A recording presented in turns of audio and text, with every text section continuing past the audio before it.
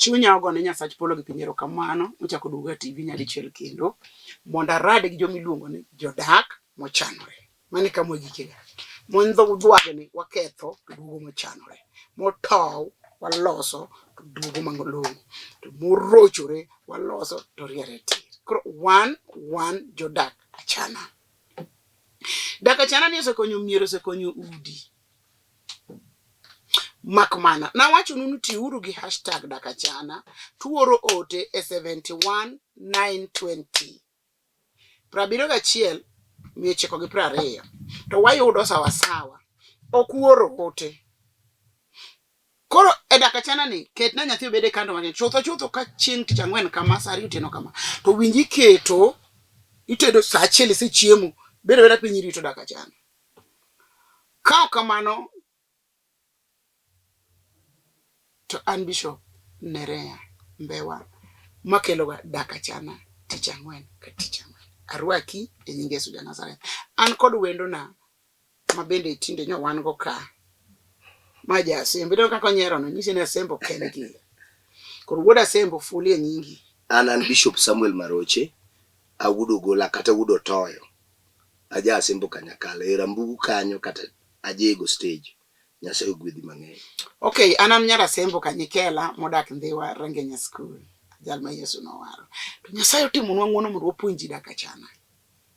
Maroche kapok awacho gima wadwa timo, ji nyocho gochona. Ni Bishop Maroche ka ungo enokogin en omoso min to moso wuon to moso wadgi to moso chief to timre nade. Ok inyise ni kacha koro owe puonjwa dak achana, were gi mos ma chiega masiro koro nena. Kone mondo koro kata ko moso to time gimoro ma we moso chiega. Ok giwache kama ngwachi ndo moso ji ahinya. An chiega ne mamoso ga. Ni moso mama moso wuon ni. Kia ng'ama wuon don kore ne onge wach. An kod ote mang'eny kabisa to uno kuoro na ote go. Tima na jomo wuoro ora 1 to ote mar dak achana hashtag dak achana to kuoro. An gi ote moro ka Nereo Pakruoth jatenda konya uru wach moro chanda matek. An japuonj e kanisa to jaoda ola e ot. Jaoda oloji e plot. Jaoda oloji e kijiji. Jaoda oloji nyake kanisa. Opakre ni en nyar jachien. Ka kelo jodolo mondo owuo kode to odhi e kanisa machielo owewa. Ohero miriambo koda thuwa dhao to chiembe. Ka ariembe to jodolo na tama ni ndiko okoyie. Ka ringo wene ot bende gitama ni an ewi ot. Ka goe to gikona ni ok owinjore gi Jakristo. Wan kod nyithindo 3 machuo. Konya uru akwamo to pod ahero Nyasaye asante. Olo ji nyake kanisa opakre ni en nyar jachien. Mano be machielo. Opakruoth Nereo Pakruoth jatenda konya uru ma parapani na chiel to nuore ne. O Maroche winjo gima temo wacho. Gimako gi be amako. Computer maru yotwe. Pacha ler. Koro konye ng'at number 1. Owacho ni en japuonj mar kanisa. To wacho ni chande kabisa. Chiege ni ole ot, chiege oloji e plot, chiege oloji e kijiji, chiege oloji nyake kanisa, opakore ni nyar jachien. Iwinjo weche kite? Ka chwore ni kelo jodolo to muwuok kode to odhi e kanisa machielo ma moyiene nyar jachien dhieno. Ohero miriambo koda thuwa, dhao to chiembe. An po neno kama ng'ato dhao bete chiembe. Ka ariembe to jodolo gitame ni kiko riembe ni ndiko dagi. Ni ndiko okoyie. To karinga wene ot bende gitama ni an ewi ot. Ka goe to gikona ni ok owinjore gi Jakristo. Apenji. Dongi Bishop? Bishop. Mane ka kanisa wuoyie mondo dhako chana chwore nikech polo. Ne onge wach Nyasaye. Gima timre ka en gima yot. Oyot ni dichuo ma isando ni en japuonj mar church. Ok inyal bedo japuonj to in gi lwenyila ne odi. Dongi dok kando tibet kando mokwongo. Joka mok dwa no we. Puonj ok dwar ga ni weyo. Puonj iwacho ni ka ng'ato dwaro gin gik mine midwaro. To ka en lweny magoye ilan. Ondike jo Efeso. Ne jo Efeso. Ne ka ng'ato dwaro bedo jatend kanyakla. Odwaro tich mogik. To ang' ni bed jatelo nade to ndik maler. Kare telo ni mar kanyakla ne idware. En nitie midwaro. Ila ko mane idwaro. Irito ni biro miyi. Ng'ama biro miyi to ng'a. Gini ok miji gini ka. Gini idwaro ikawo. Koro kosekawe. To nitie chik ma bendo chako kete Efeso kanyo. Ni nyaka obed ng'ama orito ode adimba. Akendi winjo. To samineno ka dhako koro nigi kaka lweny gono. Onge kako nyalo bet adimba nikech ang' no kony mane. Okony chiege koso kony kanyakla. Tingeni kanyakla thothgi gin ga joma biro gi weche mag udi. Kiachora ya nyachora goya kioti manade. Kura chiemo. To in be mari yo ingi kuang' ni kony ng'ano nang'o. Koro gimitimo ikuongi step down ok rach ga. Jatelo mora mora kata president ma piny nitie kama kochopo makoro piny pek i step down. Ikono jowa ok anya dhi go mbele. We tweri e puonj maonge gimitime. Kony be okony. Kecho ni gipuonj gimingo. Ini dong neno kipuonjo je DAK ACHANA ka. To diti dong neno kiloso. Achano? Ichano, ncha neno jaduong no. Aywago wuona so obiyo bele ka osa root. Ang'eyo jaduong beyo. Dong nene? Ang'eyo. Mama jaduong mogangre morit malongo madle. Morwako good father. To go pass makalwang nyokalo to mama lwang ni kucho to ng'adare yo. Kak irite no. E chir mabe in go kat. Kata an mara ok ber kik pan bebera. Masi manyaka wang. Nyar gi mudavadi. Apenji. Lose dichuog ni. Ok matemo loso kani ya. Bondi bed jatelo mar kanyakla mar jo Kristo. Iwinjo. Nyaki kuongi ilo odi, loyo ot. Nyaki bed gi kwe odi. Gima kelo lweny nyaki losi. To samineno ka lweny ila no chopo makoro dhaw be chiembe no. Matene kata in be gori. Kati be koki gori ti goyi. Ke chiembe ni kapoko goyi. To mano poko chiemo. Ere kaka ang' nitel kanyakla. I fail to understand this. How? Ngato goro dhaw e chiembe. What is that? What does that mean? Kene ni chiengo podhi ka dongo ukinyi madho breakfast. Lunch chamo lunch. Mana chiemo ka. Mana dongi chiemo poda kelo nino. Kar sochi ko kabe nitie moro ma kia 10 o'clock, kia 4 o'clock. Mano be ituch. Sa utino kubi chaki chiemo. Tiene ni dhako ni. Udi chieng' achiel. Uchiemo. Iko ni 10 o'clock, 4 o'clock. 4 o'clock. Tiene ni 4 en sa paro dhiambo. Nitie chai nyuka moro kata chai mo. 10 o'clock jato wiyo dhi kombo. 10 o'clock ni nitie chai masang'wen. Indi dak na Nairobi. Ine miwacho sa miwacho ni 10 o'clock, 4 o'clock. Iruwe. Koro bedo ni dhako ni mae chiembe. Tiene ni chieng' podho dhiambo kosegore ding'wen. Jaoda layot. Aja puonj kanisa. E kanisa. Ok ni kanisa. An japuonj e kanisa. Jaoda la ot. Number 1. Koro gima olego ni emerito mondo wachi. Jaoda olo ji e plot. Mano number 2. Okuongo ole ot kama omuomo dhi e plot. Mano pek. Jaoda olo ji e kijiji. Oyao chware ot. Oyao jo plot. Ochomo kijiji. Gino tamo omako gweng'te. Ong'waso jo gweng'. To nyano be nyaja chien. Haya. Jaoda olo ji nyake kanisa. Mileme kanisa makendo kwe maloko pach ji madilu ji. Bogore samoro. Ogore. Opakre no nyar jachien. Mano nyaja chien adi. Mano nyaja chien. Koko nyaja chien ten nyakwaro. Ka kelo jodolo. Mondo wuok kode to mano we wadhi e kanisa ma jochiende nitie. Ohero miriambo koda thuwa. Dhaw to chiembe. Iluongo ni teleuman. Tudo wach makogolo kacha to doko kato ginorado. Teleuman. Onge gole kato dakika matino sadhi kacha to en very innocent. En okia ng'ama nowuoyo. Ikoni iluongo ni jalendo fwambo ge keyo. Ofwambo to keyo. Teleuman. Ohero miriambo koda thuwa. Dhaw to chiembe. Kariembe to jodolo na tama ni ndiko okoyie. Karenga wene ot bende gitama ni an ewi ot.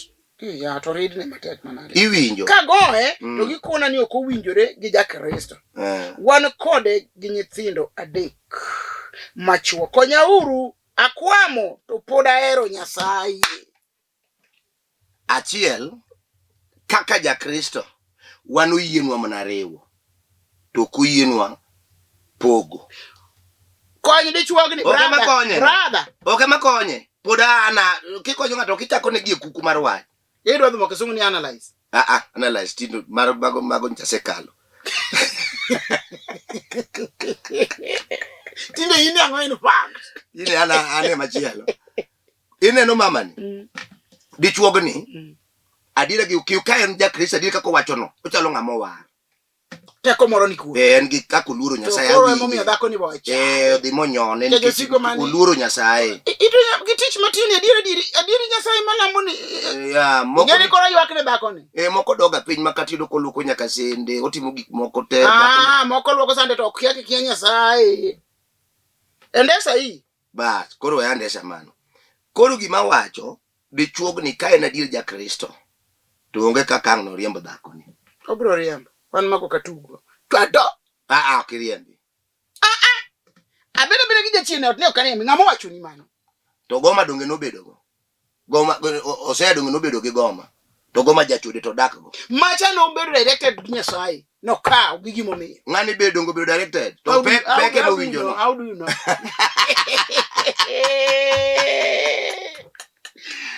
Osana komanda yo kori winjo goch be okogo donge goch be okogo kwere to donge dhako gi dichwen ringro kachiel ang' nigo ng'ato nang' koro momuomo piny ma chiembe en dao to olo ji kijiji to olo ji ot to olo ji kanisa to olo ji kekure ni en idwa time nade an gima ng'e awach ni brother ondiki goch matek machopo chuny dhano ma iye golo nyaka fuwo kontie moko migoyo ang' igoye nang' to dongo to un kode ringro kachiel wiringo kachiel ma isane ng'ama go ite ko dwa ko namba kuna yanya en ko yanya ndongo yanyo ite koro ka iti lit igoye ndongo yanyo ite to donge thiedho kigo mane kiboko ne thieth owada wachi nie dicha kidugi chungi mbele jina haleluya somna matha ang'wen tisego dhako no lembi ukuot to mon moko be nitie makata kogo to kipenje to kone ni bur more momaka matin kare wacho ni ne wan gi pastor wa moro ko ne gin gi ot ma ginindo malo piny ka ji duobe koro ne ji lime kabisa koro ka chwego koso ne to gidhi malo to duong'o wiye korot ni mada yudi kididore piny ka kiywak madi nyis ng'ato nagoyi koro noduong'e ga mana karombo mago be mani tie igoya tiya koro piny ka to polo piach ipako Yesu wayalo Yesu ma ene moyalo ma ji gonduru gimomiyo mano samoro kang' notimre kuom kes mwaweni ng'ani japuonj no ng'ama ochung' e mbele ji to puonjo ji to pastor kata bishop bende mana kamano to donge manisi mane pastor ndalono ne pastor sani en bishop mamano notimo kosa chiegi okigo agondo ji bo miyo mon chayo chuo ng'ene dhakelo gi wach kod tim wach ang'o moko chieno maka okigoe ana mor gi joro kabisa twango twado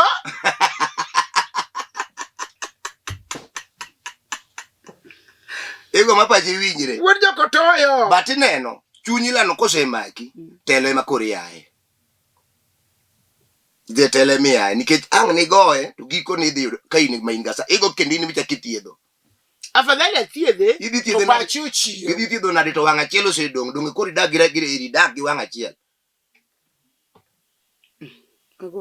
atuendelee itieke atieke itieko dhako ma je kijijini akone idhi chuogni olama Nyasaye onge gima tamo Nyasaye mano kumi miye dhako ni dhigo chwore ni kata jodak achana no wuoyo iwinjo ka jalni ng'amonge Nyasaye to war kako wareno othu dhako ni gi Nyasaye owe ka dhako ni go head gi Nyasaye orad go ri gi Nyasaye kama kodi no donje lamo mapiengo ka gima Nyasaye to luro piwa to kotieko moko ndwo thaweni go aje wo weni go athuwi kode rad kode to kotieko mogo amen ndi mano mama moro nego chwore to gino dhi adhiya ka en gimo pando pandi to chiemo nodhi go chwore ne ng'ama war kaka dichuogni ne lamo Nyasaye molamo chieng' dhako ne noting'o lwetene dhi go lweteno no otal mokuot manochune mondo odhi owach adiera eka koro lamne ma lwetene oduogo nitie Nyasaye manyalo tamo dhako ilano mondo kik go chwore kata bed ralweny kata ibe kani wari dongo ok nowari yude ka inere donge nitie gik mane Nyasaye ogolo kuom kora ng'ano war ka tenje to nang'o megolo koro wan gi ote machielo an Melin konyauru chwora kochopo sanindo pile to odak ni ool kidwaro jamna ya jamna onego mon gi chojo wadu kidwaro jamna to oger kodi kendo okimule atim nang'o mano dichuo kapok itie wuoyo mano dichuo man gi gimlo ne spiritual wives gin gi mon makiroho kaloke mag jochiende akete kar jachien Dhako ni makit ka jachien koso dichuo. Dichuo ni gi jachien. En gi mon mane moterore go kor yamo. Koro kochopo iri chiege to already oserumo. Koro endelea kony dhako ni. Mae dake mogo simu. An Melin en dhako bradhi chanda. To Melin nya bedo dichuo da. Pok no somore kamano. Aya Melin madhako ni. Chuore thage. Achiel biro ko olo. Kochopo sanindo pile. Gima paro ni kanyo shida nyalo bedo. To dak mana no. Thoth chuo ma ol go nigi weche ariyo mwasefwenyo ne dongo. Achiel nitie mon magin go oko. Mako neno matukuru dumne olanka tutungu. Kochopo de to nani erio cham chiemo manie mesa to dhako ta to kik wuogo. En gimi pango wakando. Ka entie pango wakando. Mar ariyo be nyalo bedo ni chuok ne timre kama kolure samoro. Ing'eni sama ng'ato ndiko barua kama iwinjo duono ka duono yom. But ka kori luwo tibedo ka mama ni era lweny maducho chopo ka chunye no siru. Ma be nyalo timre. In nyaka nyo wachak bet kod dak achane dok ne joma chuo kabisa. Adong kora dok ni mama ni. Dok on dichuo ni chodo. Iwacho no ral lweny koro chuore chopo kitanda koseol. To ka donga wacho ni dichuo ni wang'e tar. Kusu macha dichuo en ng'ama dichuo ma dichuo. Wang'e tar. Kochopo iri chiege to koro wang'e oko wiro mo. Wang'e tar, wang'e ng'eny. Odwaro gik mathoth. Odwaro dhako ni, odwaro malando, odwaro manyadundo to wang'e dongo, odwaro manigi hii. Odwaro muchwere, odwaro ng'ama chu maka uchung katiga, odwaro wang'e. Odwaro maka wuoyo to ka nono ne. Odwaro ng'ama ka wuoyo to mbanya nitie dhoge, nigi kaka opango dwaro neno. Koro chiege to samoro no kende yora raka ka waigi omiye. Nyiri migamo ni kitabu. Ni game to ruwe pe. Nyako ne gisomo go. Ne gichako go chone class 6. Koro ging'iyo. Ng'iyo dhi obedo. Mano ta diera. Kone after all oserom. Mano ta diera. Lakini wawachi ni gimoro dada Nerea. Gichuo mang'iyowa. Dhako okunego ituon haki mare. To mon matuono chuo haki, lakini mano ka wawe mar dichuo donge. Dhako okonego ituon haki mare. Nyocho wawacho kae dak achana mkalo. Ni dhako ni chiemo nyoto nyalo chiemo dalagi. Lewne nyalo rwako dalagi. Puodho be nyalo miyo puodho be nyalo puro dalagi. Ot be okokoso. To nyalo komo kata ot mang'eny ninde jikon. Kama diek gi rombe ninde gi gwen samoro. Imiere piny tindo chiew ng'ati. Piny ochiew. Kar nindo man jikon en jikon, gweni gedo ne gi kando, rombe gi diek imiya bila. What is wrong with you? Koro wamien en kar nindo kando, wagole kar bila mar diek gi rombe. Bas koro rane. Sawa, koro en kare mar nindo. Onge gima koso ka. Kech ka be mitede. Ka be mitede. Wuon gi min gi nyone lewni onge sida. To wach achiel moko nyal timo go wadgi. Kata gi wuon. En ni ok onyal yiengo go jamna. Emo mine no kigolo dhok adek, idhi go korgi. Ikoni Dawa hera. Ok onyal timo gi jogi. Emo miyo dichuo golo dhok adi. Atinde en achiel gi diek ariyo. Mitimo nani? Motero korgi nyako. Mano nyombo. Chia winyo ni beto dok piny. Nyombo. Koro an kaka an Nerea ni. Itero madhiang' achiel gi diel, an Nerea. Mano ka chaya. In gi momiyo ni bechi ni malo. No worry.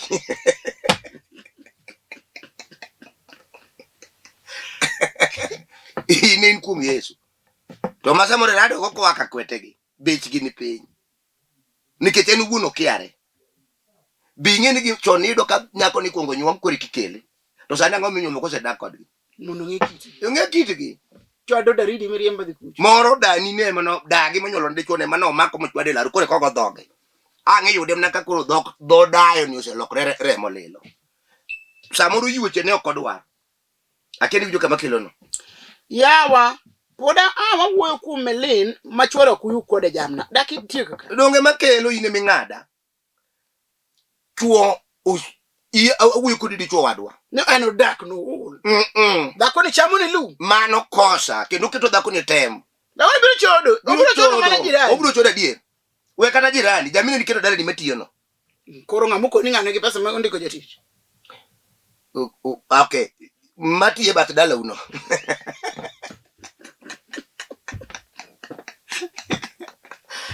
Ibiro yudo ka chiege mokao. Kendo dhi bayo kod tudugo kod. mi bed gi nyathi dala no ma ok mari nikech dhako nigi haki ne egin yulune wacho chon kikosane gi chiegi to uloso pio to wacho ni rumo tichamo gweno ne en mar keto kwe mar duoko ji kanyachiel. Kendo an gima ng'eyo ne ka ng'ato kosana gi chiege to jaluo ne chopo chik ka piny olil kata yo negi to gin duge mano to gima nukosana no rumo to gweno daki wacho ngoja ok ikuong itieko moro ni koka kiny chamo gweno. Gweno ema ne chako go Jago gweno nadi sama no goya madendu chwere mo cha itedo gweno koso an ka wachopo gotieno koro neg taya piny olil mudo wan duge e kitieko gini. Koro marino wakao marino ingo mara. Okay, koro itieko ni jalewe ol. Samuel no keto mama ni temptation. Tu obed kod kaka inyalo los ga chandruok. Wino ger mama no kosa. Mama ni kai. Kimule. To chalo kama bor. Chalo ngamo mulo bor. Wen no goye bunde lisasiponi kuon. Mano kosa maduong'. Kat jitetiyo matek, samoro en ngama tiyo tije matek adier mamoko be samoro ngato nyalo duogo. Dong samoro dhako ni puro to doyo to ng'weto to moto to pidho nyithindo to rompi. To tije no diber ndala berie juma. Ok bi chiemo nti mar ofa achiel. Dichuo ni rach. Usiep na dhako. An nyathi kich to ja oda ok dwar nyithindwa ariyo mano wewa godo. Koro atem nang'o? Ariembe koso en an okaluong nyinge. Kanyo kikiluong. En dichuo mokelo report ni chiege ok dwar nyithindgi mano wegi gorudi. Adi. Mano wegi go kich adi. Dhako ni nodhi katedo kong'e ni ng'ani onge gi jonyuol ne. Isitoshe nong'e ni en gi yuoche ne. En gi nyithindgi chuore. You can explain kanko so wawa kanyo udhi gi yamo. Dhi nade gi yamo to wach ni e odni. Akilo wach. Iwinjo. En gima timre kuom ji mang'eny. Samoro ido ka dhako ikendo to wad gi dichuo biro ka gi chik ni wuon. Biro ketho odni adier. Bodwa ni kamiluoke lep chuore, kame dhako luoke lep chuore, en be mare nyaka luoki. Ok okwa kata yure ni asemeji. An gi lewni moko ariyo luokna. En bende en gi chik ne muketo ka. En wuon ot. To kendo mineno no, tich be ok odhi dwaro, obed ka itedo ne ka wuon ot pile. Sap gino ne, breakfast itedo ne, lunch itedo ne, ka itedo ne pile. Koro mae mang no mi bama ni wacho karu kende gi ji adi. Iwinjo ka bakelo ka sedani. Samoro ni yuoro madwa moro nyaka ni yuore tene od yuore. Koro ikony nyathi ma kich ni ema poda biro. Nyathi ma kich ka inyako yakoru tidhi yudo ka dichuo ni nyimine ne ariyo kata adek go wetene moko. Min gi notho gi wuon gi. Ka beto ni gi kaw nyithindo go kaka magi. Kaw gi kaka magi. Nyithindo go kaw kaka magi welwen kodgi. Nikech gimomiyo wacho kamano pinya gonda. Ikegi makinyo. Ibye makinyo. Samori be inkini tho gi chuori mineno ko. Kata okitho. Lweti mantie no rumo. Wakete tho e kato ngwiny maber. Jogi mabiro kodi. Wakete mna tho e kato ngwiny maber. Kitho. Nyithindi donge dhi dong kiye. To ng'ama dhi pidho gi. Donge mna ka yuchi minene iger gogi. Ema biro pidho matin nyaka skul. Dume gima koro litna. Nyithindo gina di kende. Ariyo. Ni kore yugi chwaro ni nji adi. Adek. Ema mama ni obiro mbalariany. Ni ok dwar. Kidhi kamoro heru wedeni ondiki Timotheo mokwongo. Abich matinda boro. Nyako ni kada koleme roho, kada koleme Islam, kada koleme lejo, kada koleme Catholic, kada koleme SDA, kada koleme aywagra, kada koleme angele. En ng'amo ng'emuma. Ong'eyo. Ondiki ni ng'amo kwedo wedene mano ng'ama rach molo kata japiny moko yie. Koro kone gi kwedo wede chuori. Mana ka kibende ok dimor ka chuori okwedo wedeni. Ruake gi nikech ng'ato kato nigi timbegi ni kaka iloso timbegi ka maromi e family ni. To ibe mibiro dage ng'ato ni. We lokri kilewa. Ibe ni dwa ruma ma idwa keto jigi dictate simti in be idaka kanyo monego ineni timo ni oruma. Ibe hori. Lakini mama ni onego ruak joka gi yore te. Nikech en ye min joka koro. Kata po ni nyiri ni ka nyiri gi kakore nyuomogi. Donge nyuomogi ni mama ni. En medhi miye basa. Kapo kwa dhi yweyo. Wach no hinya. Gima miyo nyathi ma nyako ne dhi katedo to dagi nyithindo dagi madagi no thoge kwargi oweyo. Mano to rach adie. Kaka miyo winjo ka gino ok mora. Nyako change your mind. Badilika. Lokri. Tubu. Kiswahili moro cha wacho nang'o. Gairi. Bishop Karinge Kiswahili.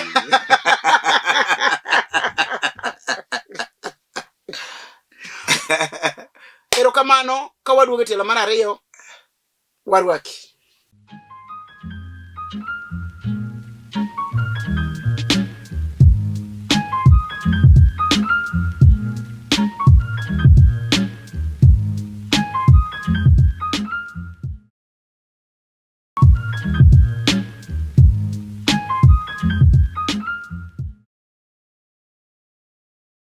Wago erokamano ka kore kirado kodwa, ka kore kidonje dak achana. In fact, dak achandwa ni olongo ober.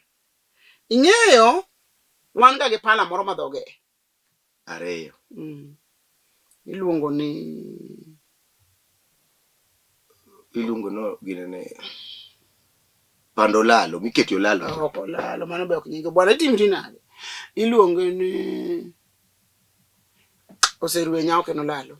Pala ni dok luongo ni Nyamasai. Nitie kaka iluonge gi dholuo. Chiemo Nyasaye no miya ng'wono na. Pande Jokisi. To pala ni en ochuo koni to ochuo koni korwake kama to piny yiech to kori yiech. Mane wach mwa loso ka. Wabe gini loso wa. Samoro mabe montigo moro ma wede wa moko richogo. Owuok ka jochir mondo giikre. Okay, ago erokamano ka kore kidonjo wan gi miluongo ni dak achana. Iketho dak mochwadhore to kete mochanore. Mano. Koro adwaro mondo asom an kodi jika manoro na ote. Madwaro mondo asom nikech wakwonga soma.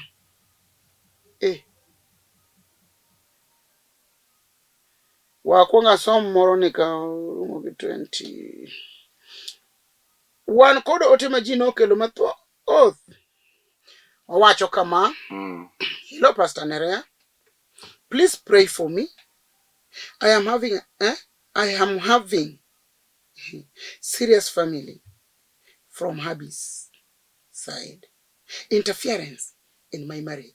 It is now 3 years since he allowed his brother into this house.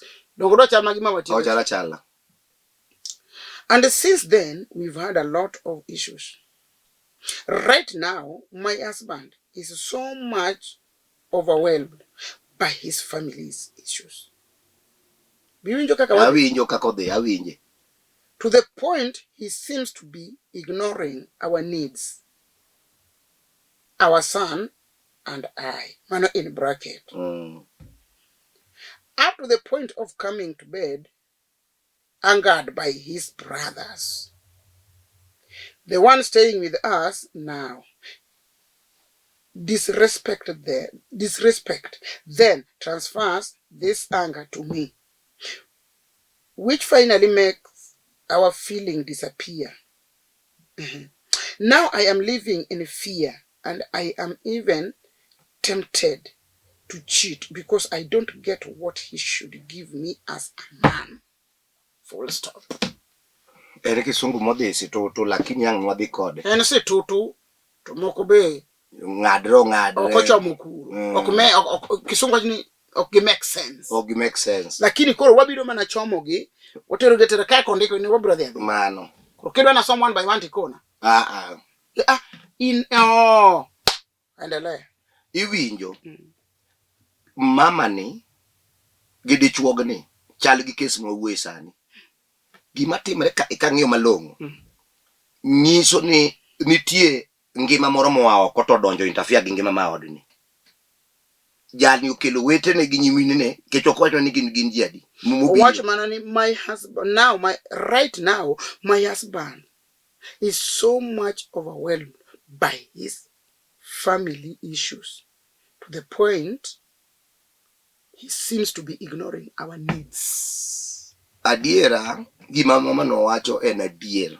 Nitie chuo mang'eny miyudo ka pesa moyudo odidala gi te mukonyo nyaka nyakwar waigi nyaka nyathi ner dagi okonyo.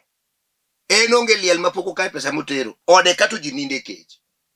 Ting'e ni dada Nerea ne okane awinji winjwa awinji dhako gi dichuo oriwo bedo gimoro adi ng'at mar adek en ng'ama biro mana konyo dak ok ubino biro ketho dak nikech ondik ni dhako gi dichuo dhako no we min gi wuon gi dichuo be no mumo ni dichuo ema no we min gi wuon to giriwre gi chiegi ka chiegi no to nigi min gi kuno chiege dongo bo we min gi wuon ok ondika ma ondika ni ok ber ka dhano dak kende we can read it we read endelea dhako bende we ma jonyuol ne nikech ok inyal dhi dak gi dhako thur gi kumo nyuole koro jogi to we ng'ato to ka gisebedo ma gibiro gipade gimoro adi ng'at mar adek mabiro biro mana ne loso ok bi ni ketho akweri gibiro mondo giketho onge manya biro nolosi thoth giketho kato bed min churi molimu Nairobi mano tabu onyalo tsui magoyi kosegoyi to wacho ni isetimo kaka nadwaro kare gin wuoda biro ga kodhero mano be ko wacho kone ni isetimo gima dwaro koro weye kwaro dhi thurgi kwaro ndik barua mano dayo tinyini ne odi be mu to chuno wuode mondo goyi kendo mondo riembi kihero ok gibiga loso jogi ketho mano rach ineno kaka koro wetegi gi nyimine dichuogni ka gibeta gibiro ni giloso iwinjo chiwo wadu here chiwo wadu donge hero yawa they can't do that gin gimo kelo gi chingane rach kabisa chingane rach ene monge rach ni tichuri poko to churi to poko wacho ne rach to morachi ni to churi wuon to podo yie gi rach no gidak kendo ginyuolo nyithindo gidak mano kosa kum jomo wa oko kia oko we biro gi rules magi e od ng'ato luoro odno hero odno kaka enno makatudo ka dichuchi mo dichielo dichieng ibedo ma mano we kelo ne wado ichandi ma tindi cham ye lunch gokinyi up to the point of coming to bed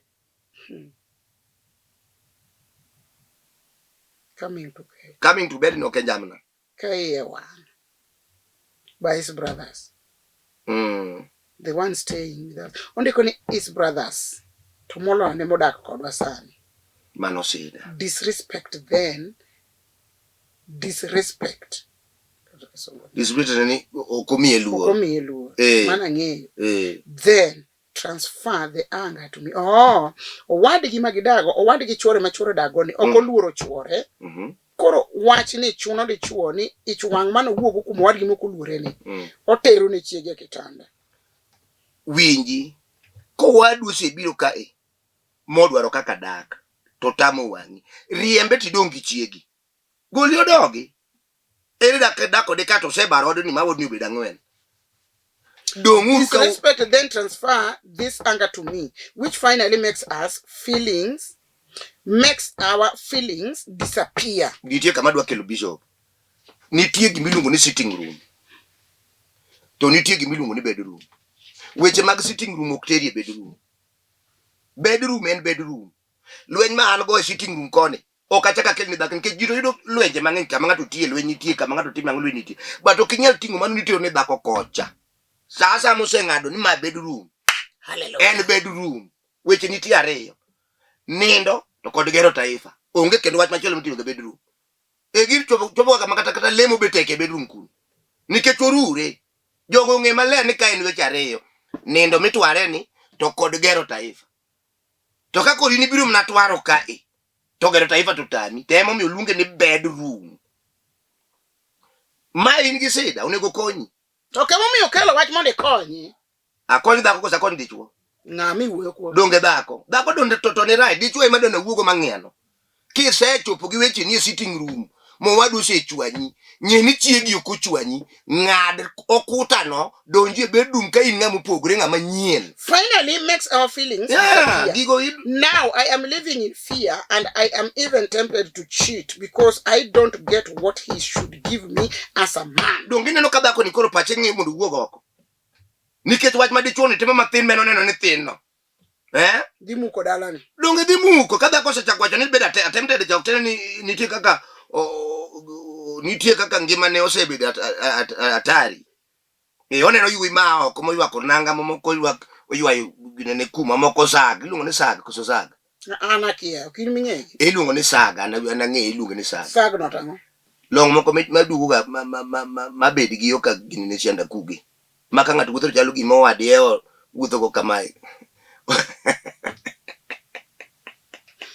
to oneno yui ma bende moko ka opidho rata matindo tindo gi mawenge gi mil machamo meragi dongo donje makai weno timo chieth kono chieth to chamo gik moko abiriyo dichiel en mirano en bigji en pi en patko to pi benie batega to soda mal surprise benie nyathina manyuolo koko kasore ka oto akon ya jo Nyasaye konya to moo okuot to wange maro gwal berbere bo chakata ji ochaji ni mano ngima masani to thoth gi be onge gamon en mirane chiege kori winjo mamani kaka nyalo konye ni gimotim donge dak ji are olunga chore to bed go piny to koni jaduong ang'o matiko kosoni ngima aneno ka koro to wadhi go maber wachiemo to kosa ni kanye momi ibiro tinindo ka ng'ama nindo kende tanda ere kama sekosoni to giduok kech mano wach mase moro konyal dipimo ne joma oko chuori ni en chuori ikete piny wuoyo kode ka inie moods maber to ebe en moods maber tipimo ne atari modhi kele odno koro kata ka chieng' moro wacho ni ok ni wachone to ni wachone koro an nopuonja Bible school waler ni wach kaka nopuonji nowachnwa ni ka Nyasaye omiyi gimoro gima nyaka ikwonge tim namba 1 mikwonge tim idagi yie igolo tithe achiel mar 10 fungo to mar 10 to modong irito go jo odi to kineno kisirito gima kori giki kiwango makoro ngi modong mathis bank kisirito isegolo achiel mwa party sirito jo odi ni emitere extended family ok nin kiyudo msara tithe kigolo jo odi okirito ichomo go dalo direct jo gidong ka gwonyore gi pado mano ko mano ra no puonja gino mokewiya nyowo kuonge loso ochiwo achiel kuma par ka itiloso odi ka to modong the extra ilungo ni extra mano pachiler msebe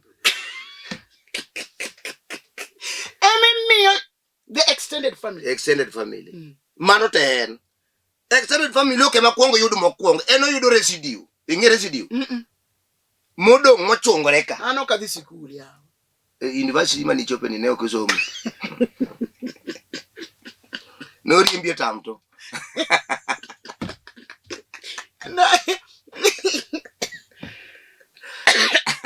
na nyine ne agine ne okoriemba kata tamtu endele ngadi no to mi dhiel michweyo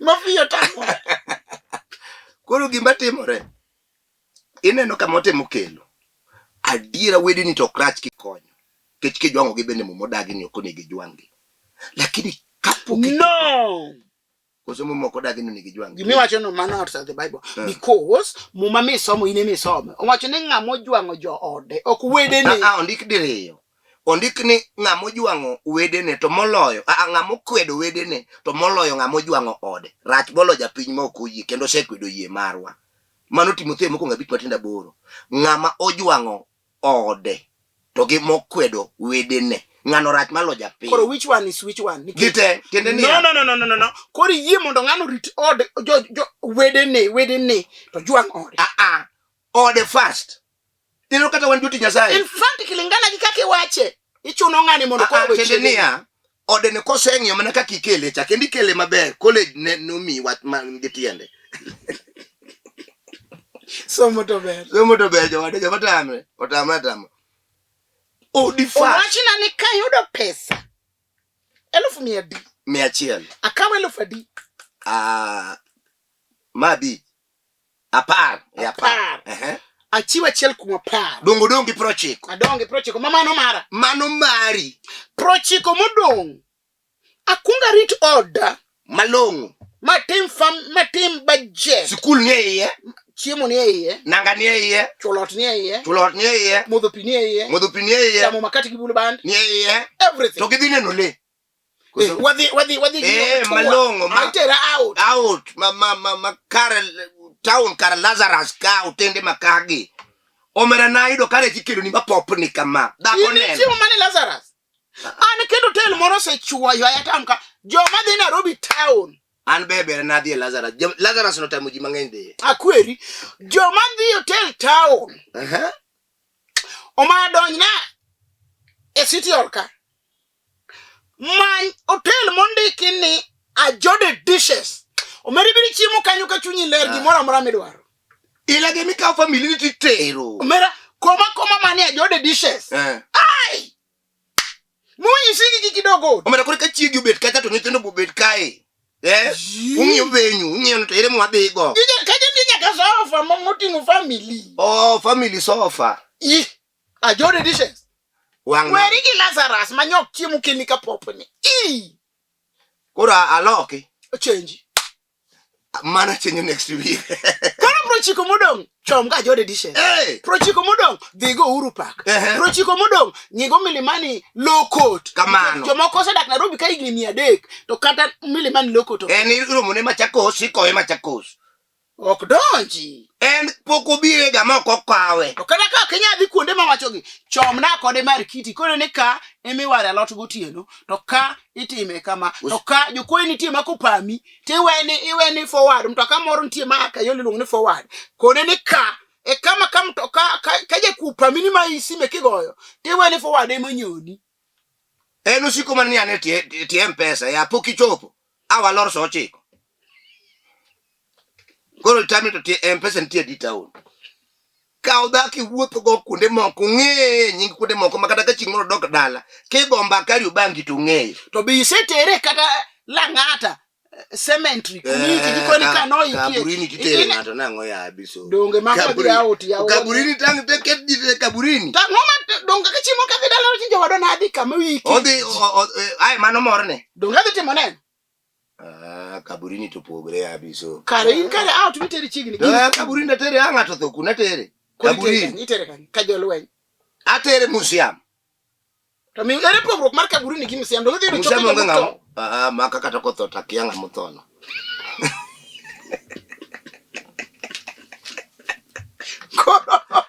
koro no wachin na e Bible school mano no puonji maler ka theology somo nonro mar muma mano no wacho nane ya kisegolo 10,000 ichiwa chai 100,000 to modong ni kongirit odi mitem gimora mora miwinki ka gibedo satisfied kionge go be kikidon kamini no wueni ma koro wuwe kum ng'amani ga 100,000 bende ing'ew nyaka gimimori chiemo chilong'na maki moke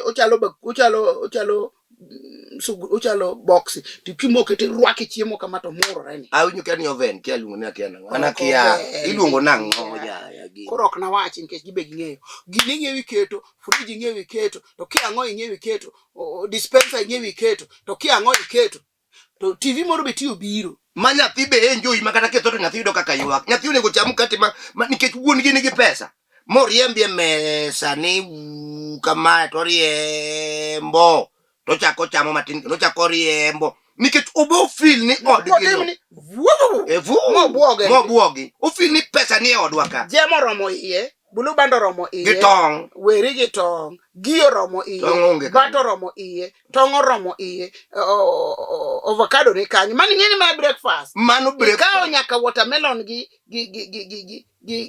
smoke ng'eni rabolo kiwacho ikaw nyaka rabolo ikaw nyaka gimora mora iluongo ni heavy breakfast jodi onego feel pesa ni miyudo no koro maneno fomia to wewa wuoya ni kuom siling 20,000 igolo siling 1,000 kende idonga 18 mano mar Nyasaye ochuni makata dhi me bai dhi madho kong'o nyaki gola 1,10 mano idonga 18 we jogi gi here good 18 giwinja 18 kani say here good to modong samasa ne extended family peny mama ni puodho bosepure oro nyalo fukanyo imano don go kono mama mano to ng'iewo sukari kata dogo to ok ni kuongi mi meru before your family wongo kanyo to wakweri ando kono kanya dhoma kisungu aching wongo mano kano koso mano Kiswahili mano kano wongo to Kiswahili mane wacho ni cannot cannot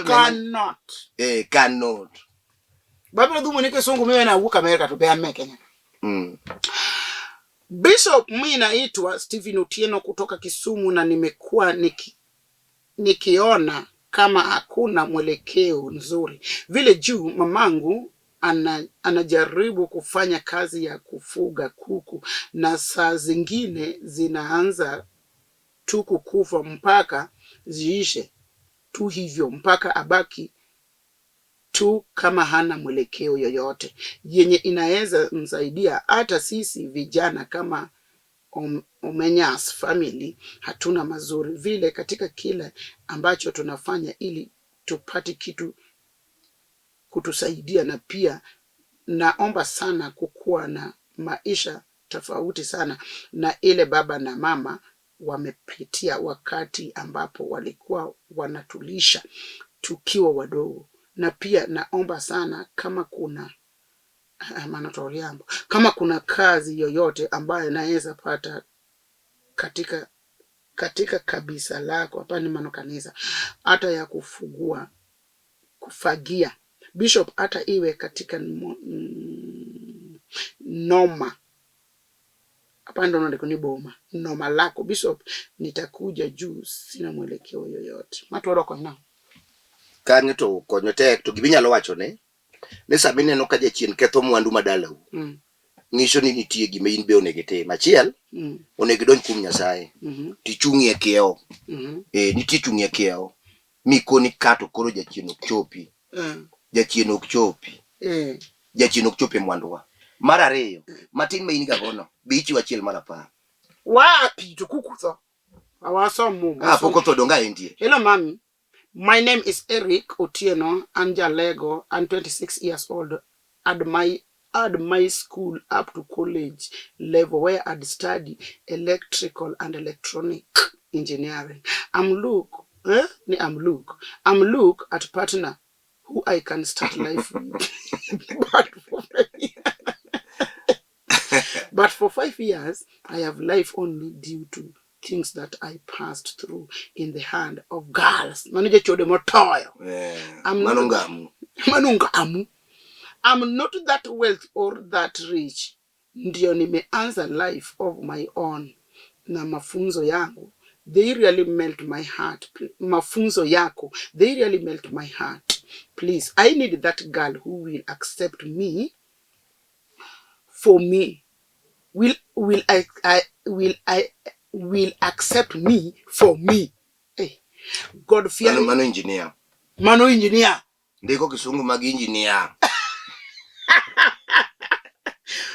God fearing, respectful, a mother and a wife from a humble background, ambaye tunaweza jiinua pamoja, who will bring me close to God, not to take me away from God.